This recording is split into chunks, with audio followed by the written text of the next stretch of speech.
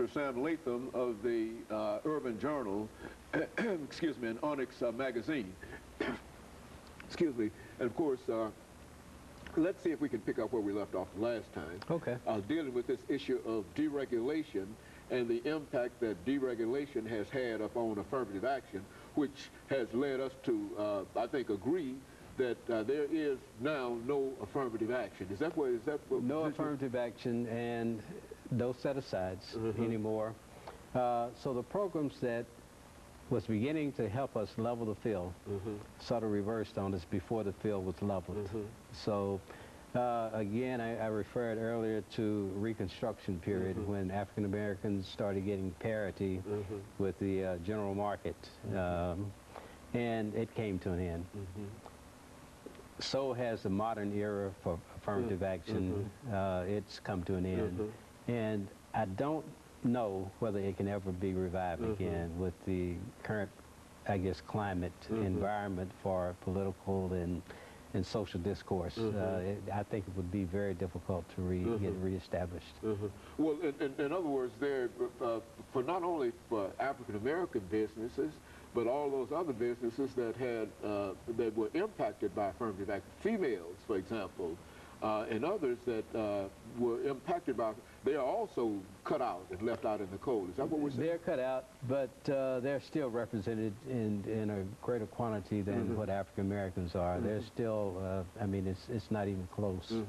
And especially for startups, it's almost impossible to match what's been done by females. Now, Asian Americans, because there aren't as many, but if you look at the percentage increase, they're well represented as a percentage of the marketplace. Okay. Yes.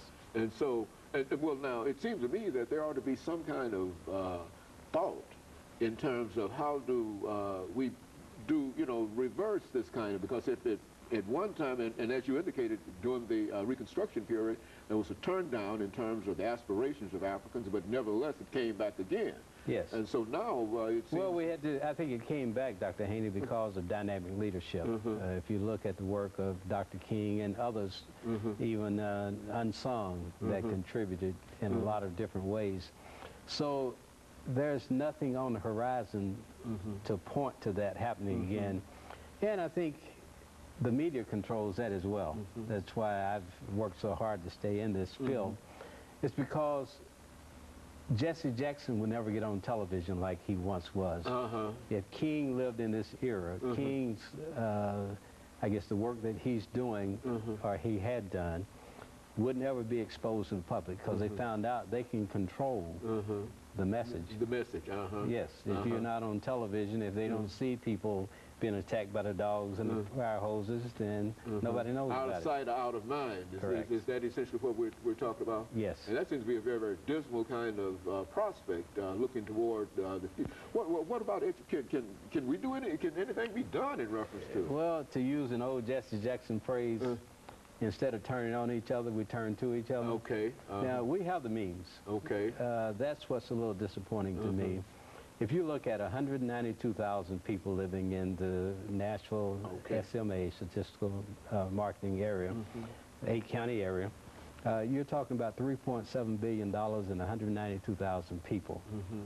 Dr. Haney, that's enough. That would provide all the commerce we needed. Just in that area. Oh, tremendous. I mean, if you look at Meharry, why can't there be a surgical supply company doing a couple of $1 million just doing business with Meharry? Okay, so if we look at the services needed, and that we would sort of rely on a natural market. If we say African Americans natural market, and we're not talking about racism, we're talking about racial pride, then we could solve our own problems if we have control of our own financial institutions. But you know, the things that you articulated now are not generally heard. And I guess you might say that that is because we don't control the methods of publication other than your newspaper. And of course, you're doing a lot. But if you are in a situation where you are the only voice, and there are not that many voices outside of the urban journalism. Yeah, and I think that we can forget about the days when there was one local centralized leadership base. It has to be dispersed now. You're a leader, I'm a leader, hundreds of others, thousands, people who are educated, people who are well-read, who are analytical.